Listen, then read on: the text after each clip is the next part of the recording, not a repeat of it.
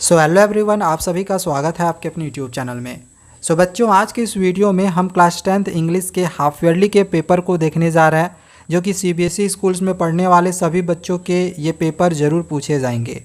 जितने भी सेक्शंस है सभी सेक्शंस के क्वेश्चन आंसर्स को अभी हम समझेंगे।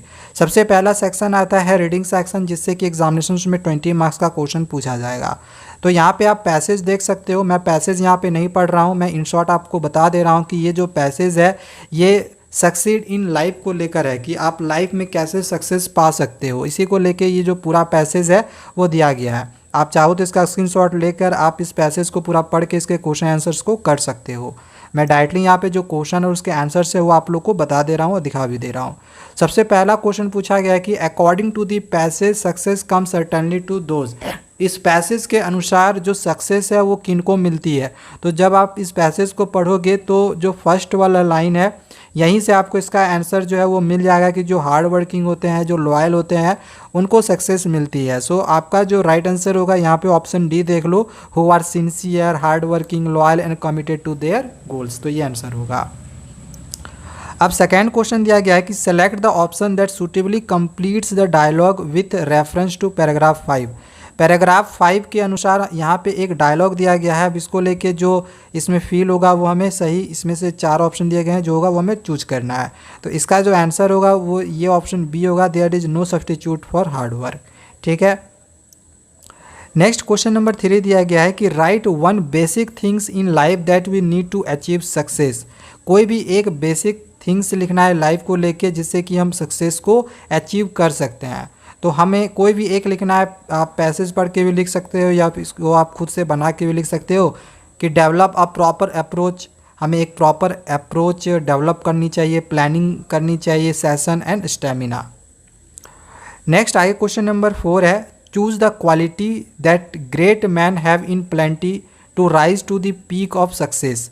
अब इसमें से कुछ स्टेटमेंट दिए गए हैं, जो भी ऑप्शन सही होगा वो हमें यहाँ से चूज़ करना है। तो 1, 2, 3, 4 और 6 ये सब सारा सही होगा। ये ऑप्शन सिर्फ 5 नहीं होगा, बाकी सब सही होंगे। आप पैसेज करोगे, पढ़ोगे तो अच्छे से आपको वो चीज़ समझ में आएगा कि क्यों वो होगा। नेक्स्ट क्वेश्चन नंबर 5 है, dash is the one basic requirements of success. अब बताना है कि इसमें से कौन सा एक बेसिक रिक्वायरमेंट है सक्सेस का। तो आंसर क्या होगा, हार्ड लेबर। नेक्स्ट आगे क्वेश्चन नंबर 6 है, select the correct sentence from the given options. इसमें से जो सही ऑप्शंस है, जो सही सेंटेंस है, इन ऑप्शंस में से जो सही सेंटेंस है वो हमें चूज़ करना है। तो इसका आंसर ऑप्शन ए होगा। ये भी आप पैसेज पढ़ोगे तो अच्छे से आपका क्लियर हो सकेगा कि वो क्यों हुआ है।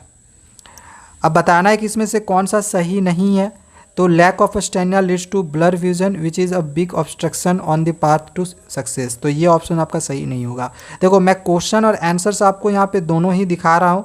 मैं यहाँ पे क्लियरली आपको जो मतलब डिटेल में समझाना है वो नहीं समझा रहा हूँ, क्योंकि समय को भी ध्यान में रखना है। बहुत सारे क्वेश्चन अभी आपको आगे मिलेंगे। नेक्स्ट आगे क्वेश्चन है कि dash is consider to be the stepping stone to success. तो failures is the consider to be the stepping stone to success. आगे क्वेश्चन नंबर 9 है, what are big obstacles on the path to success. तो इसका answer होगा indecision and insincerity.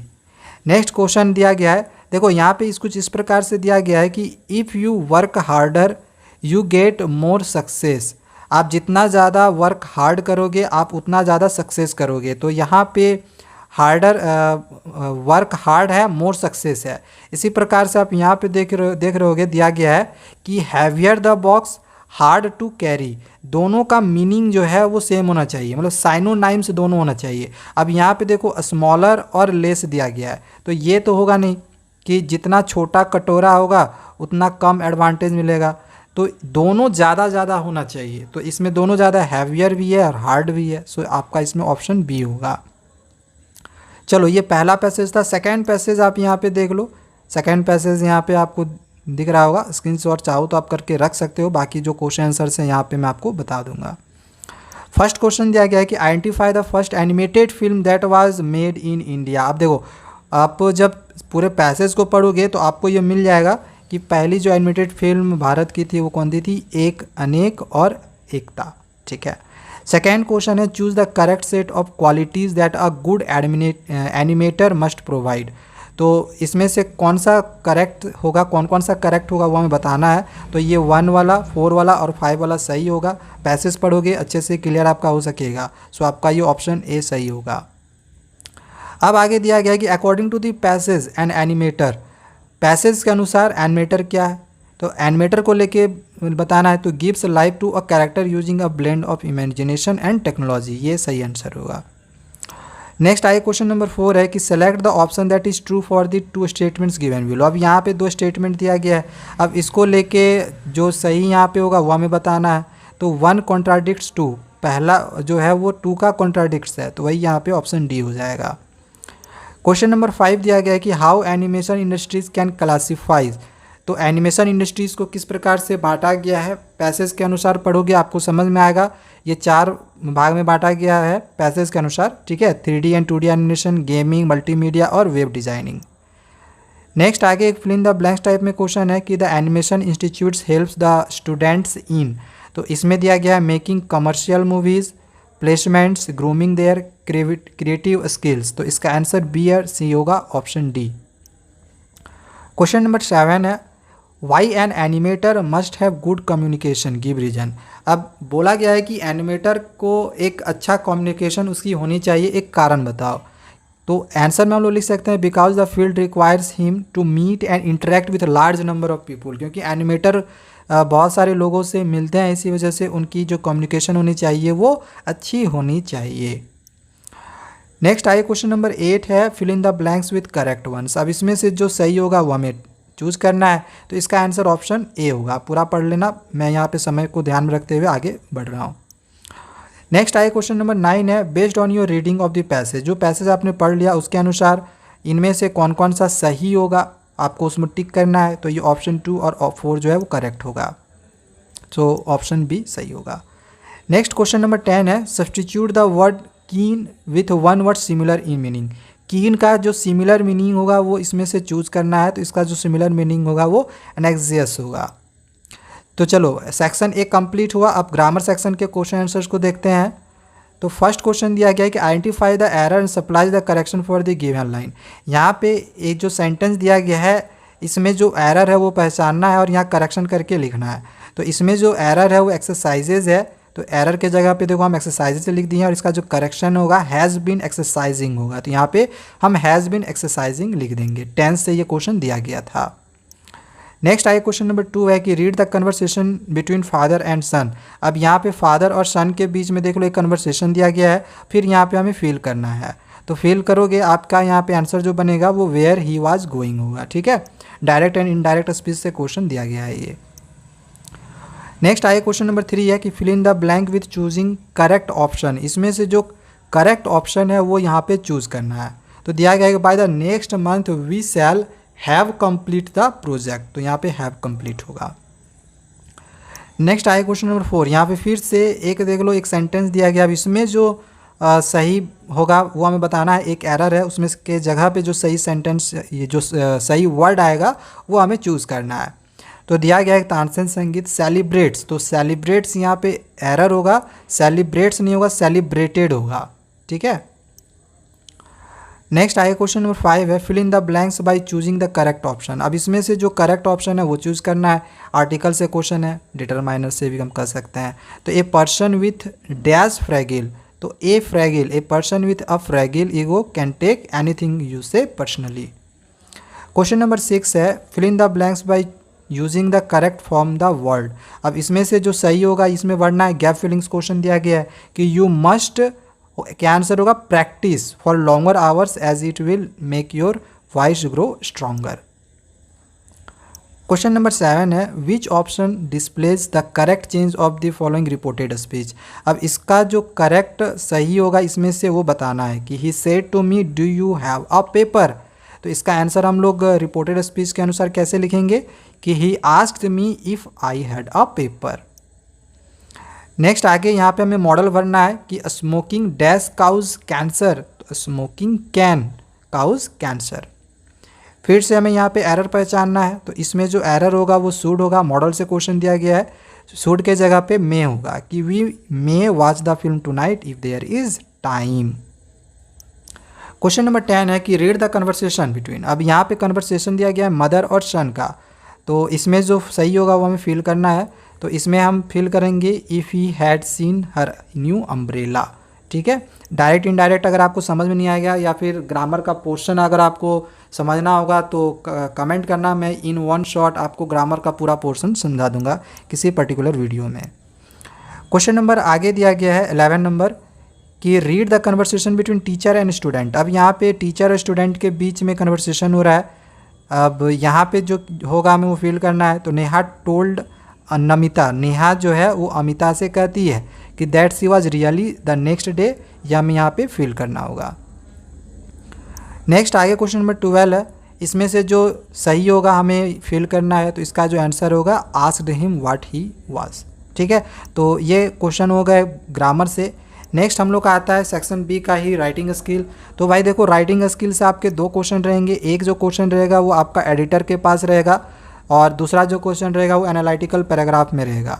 तो editor के पास कैसे हम लोग लिखते हैं राइटिंग में सेक्शन में, तो यहाँ पे आप एक क्वेश्चन को देख सकते हो और इसका जो फॉर्मेट है आप यहाँ पे देख लो। सबसे पहले आपको जो भी एड्रेस दिया हुआ रहेगा वो यहाँ पे लिख देना है, डेट जिस दिन एग्जामिनेशन दे रहे होगे वो डाल देना है, द एडिटर लिखना है और कोई भी एक अखबार का नाम आपको यहाँ पे लिख देना है और किस जगह का है वो जगह का नाम लिख देना है। देन आपको यहाँ पे सब्जेक्ट लिखना होगा, सब्जेक्ट क्वेश्चन में ही दिया हुआ रहता है, सब्जेक्ट को यहाँ पे लिख देना है।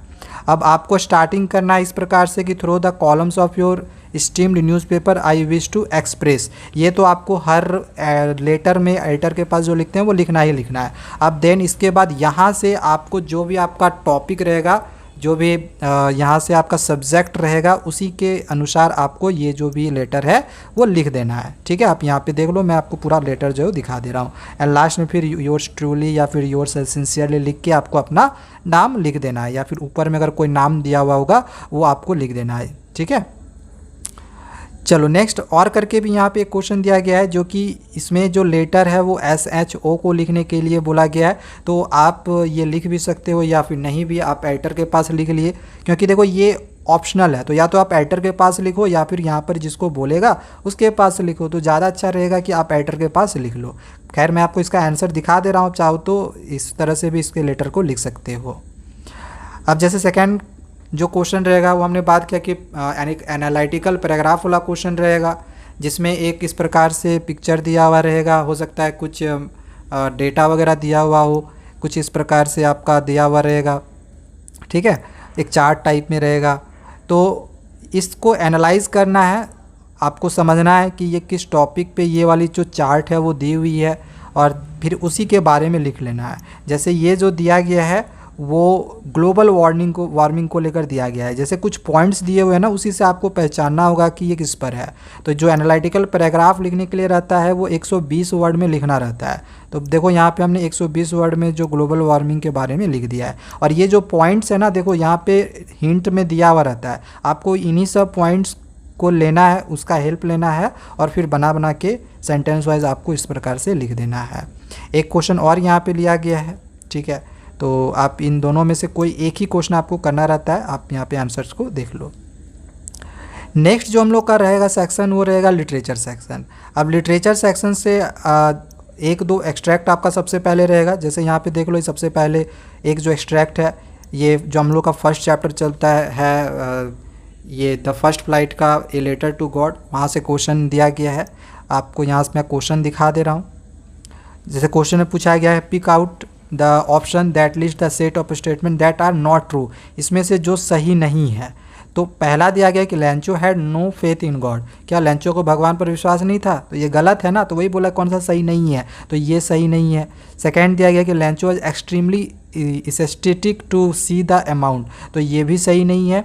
और इसमें बोला गया है कि लैंचो जो है अपने मित्र को पत्र लिख रहा है, तो ये भी सही नहीं होगा। ठीक है, तो ये तीन स्टेटमेंट सही नहीं है, तो ये आपका ऑप्शन ए सही हो जाएगा। अब सेकेंड क्वेश्चन दिया गया है, तो इसका जो आंसर होगा वो ऑप्शन बी होगा। मैं क्वेश्चन आंसर दिखा दे रहा हूँ, इजी क्वेश्चन है, इसलिए मैं यहाँ पे ज़्यादा समय नहीं लेते हुए आपको डायरेक्ट जो क्वेश्चन और आंसर है वो दिखा दे रहा हूँ। ठीक है, अब देखो एक क्वेश्चन बहुत कितना आसान पूछा गया है कि what amount of money did लैंचो receive. लैंचो कितना अमाउंट रिसीव करता है, कितना पैसा रिसीव करता है? तो 70 पैसे रिसीव करता है, तो ऑप्शन सी हो गया। नेक्स्ट एक क्वेश्चन और दिया गया है कि लेंचोज इमोशन को आइडेंटिफाई करना है जब वो पैसा को गिन रहा था तो उसका इमोशंस कैसा रहता है, उसका फीलिंग्स काफ़ी एंग्री होता है ना जब पैसा गिनता है, तो क्योंकि 70 पैसोज ही होते हैं, उसने 100 पैसोज की डिमांड करी होती है। तो वो पहला एक्सट्रैक्ट था। दूसरा जो ये एक्सट्रैक्ट है ये द सरमन एट बनारस से दिया गया है। अगर आपने इस चैप्टर को पढ़ लिया होगा तो आप यहाँ से क्वेश्चन को देख सकते हो। क्वेश्चन आंसर मैं आपको यहाँ पे दोनों ही दिखा दे रहा हूँ, ठीक है। इसके बाद नेक्स्ट आगे ये जो क्वेश्चन है ये हम लोग का पोयम से दिया गया है, एक एक्सट्रैक्ट दिया गया है।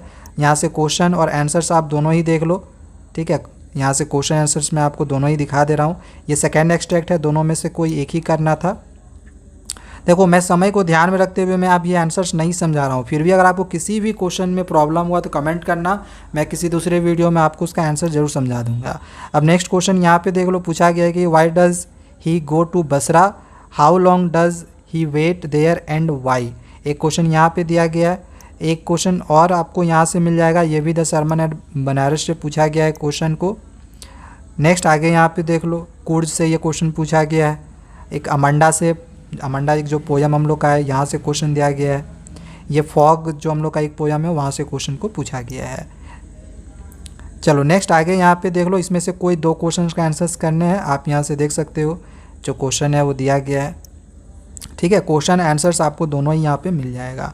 अब यहाँ पे जो क्वेश्चन है इसमें 100 से 120 वर्ड में हमें आंसर्स लिखने हैं। ये जो क्वेश्चन है ना, ये हो सकता है अभी तक आपने इस चैप्टर को नहीं पढ़ा हुआ हो, द प्रपोजल, तो वहाँ से ये क्वेश्चन दिया गया है। हालांकि और भी इसमें क्वेश्चन है, एक और करके भी दिया गया है, तो अगर आप उस क्वेश्चन को नहीं करना चाहते हो तो आप इस क्वेश्चन को कर सकते हो। आगे ये जो क्वेश्चन दिया गया है ये चैप्टर हम लोग का है इंग्लिश में भोली, वहाँ से दिया गया है, तो आप चाहो तो यहाँ से इन क्वेश्चन आंसर्स की तैयारी कर सकते हो। तो बस इतने ही क्वेश्चन आंसर से, चाहे वो राइटिंग हो, ग्रामर हो, रीडिंग हो या लिटरेचर हो, सारे क्वेश्चन आंसर्स हमने आप लोग को यहाँ पे दे दिए हैं। बाकी अगर आपको और भी सब्जेक्ट किसी तरह से क्वेश्चन आंसर देखने होंगे हाफ ईयरली के तो कमेंट करना, दूसरे वीडियोज़ में आप लोग को बताऊँगा। तो चैनल को सब्सक्राइब करके रख लेना। Thank you, bye bye.